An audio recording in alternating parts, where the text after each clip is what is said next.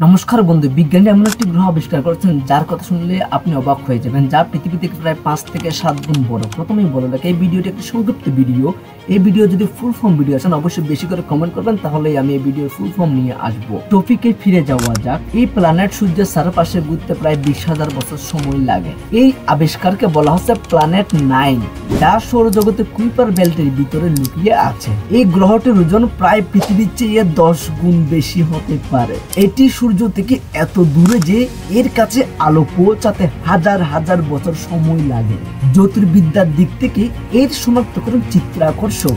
যদিও এখনো এর টেলিস্কোপের মাধ্যমে সরাসরি দেখা যায়নি, তবে এর একটা গাণিতিক অস্তিত্ব এটি নিশ্চিত করা হয়েছে যে এর কেবল আমাদের সৌরজগতের বিবর্তনকে বুঝতে সাহায্য করবে না, বরং এটি আমাদের মহাজাগতিকের একটি নতুন দরজা খুলে দিয়েছে।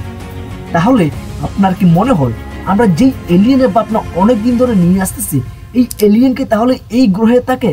সেটা অবশ্যই কমেন্ট করে আপনার ভাবনাটা জানাতে ভুলবেন না। দেখা হবে পরবর্তী ভিডিওতে। এক্সপ্লেন ভিডিও চাইলে অবশ্যই আমাকে কমেন্ট করে জানাবেন। নমস্কার।